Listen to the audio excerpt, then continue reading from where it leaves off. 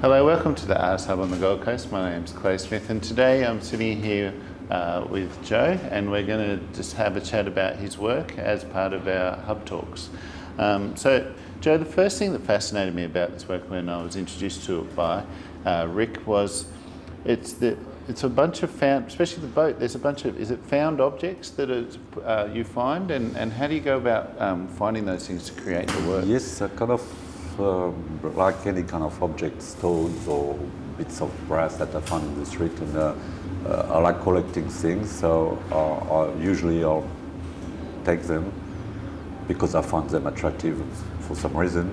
I keep them, and when I decide to do something, then I've got these boxes full of little things that I found around the place, and sometimes from very far away. Yes. And then I put them back together and try to make something nice out of it. Yeah, so it's that assemblage found object, which is a tradition in art that's been around for a very long time.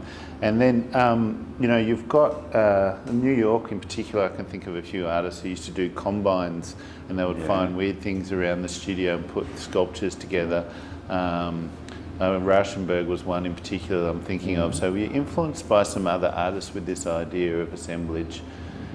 Obviously I must have been, but usually I don't kind of do much of a research or the way they do it. I just like to do, like to put it the way I want, and it doesn't have to be. But I suppose, I guess I've been influenced by all the pictures around and whatever I've seen around. This is right. And this one here, is this a stone that you found? And then what's it been combined with? In particular, what's at the back there? That's glass, and the tail is glass, and so I used to collect the glass from sea glass. Yep. Sea glass. So that floats up onto the shore. Yes, and and this is driftwood. That's driftwood. Yeah. And bits and pieces like I work in the movies and do all the sets in the movies. And so I always find little bits and pieces coming from the movies, but sometimes from wherever. Okay, so you mentioned the movies. So is finding moving between film and construction in film and set construction, I'm assuming, is it set construction that you're working on in film? I work in the sculpture department. And how does that translate then into your practice? Because a lot of the sculpture department stuff in film is product placement in the background in sets, and then how do you translate that across to the art world? Because you'd be working with directors, and they'd have it'd be almost like they want particular things. Yes, there's no free. And whereas there's more little freedom in the art world. I mean, you do what you think, what they want first of all, and you think it would be that way, so you do it the way you see it, and they kind of come back and change it if they want to, or adapt or replace. But it's not you don't have the freedom to create what you want. No, that's right. So coming into your own practice, you have more freedom. But some of the skills and tools that you would use, you find that you bring those tools from set design? Yeah, my skills. I've been working on. Because I'm wondering how you get the steel through the rock. Is it a micro drill? Yes, I use my drills and stuff. No, and we're also here. We've got a couple of miniature paintings. So this one's a slightly impressionistic. It's and then this one that I just noticed it before. It's got a lot of fine mark making, and it's almost like a sea shot of the Gold Coast. So my question is, the little paintings. Where did the idea for them come from? Well, I used to do big paintings, and the bigger the better, but I didn't have much time to do them. I don't have a space to do them either. And I've always fallen in love with objects and stones and this and that, and it was plenty of little squares and of wood, and I thought, that would be nice too. So I just started doing little paintings, which still takes time, but and I kind of like them, the kind of little things. Yeah, it's very miniature.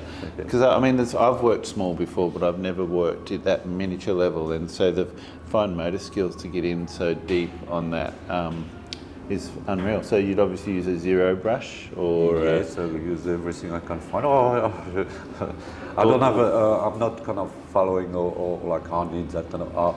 I've got brushes and bits and pieces. I use what I think is the best.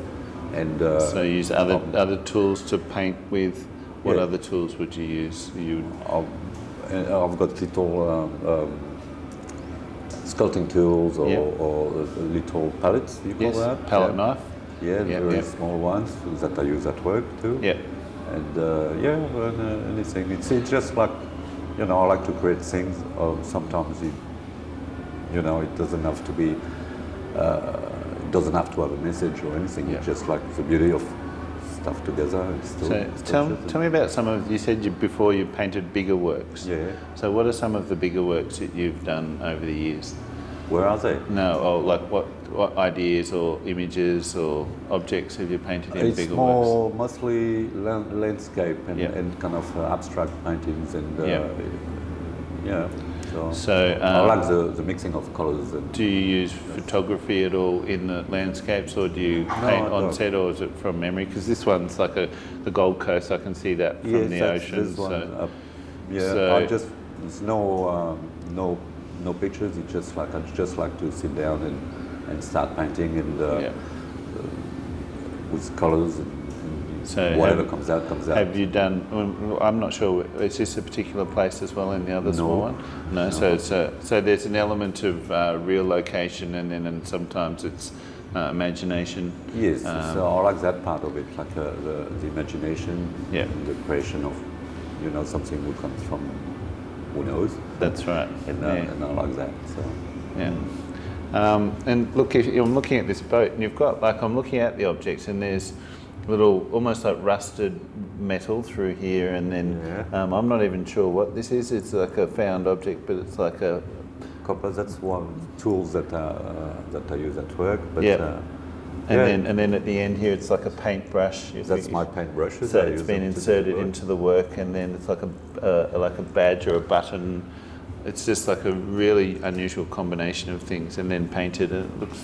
Yeah, that's the first one I painted, and I kind of prefer them when they're all kind of white. Like I don't make them that often, but I like the plaster effect with when it starts to rust with the steel little bits with steel rods.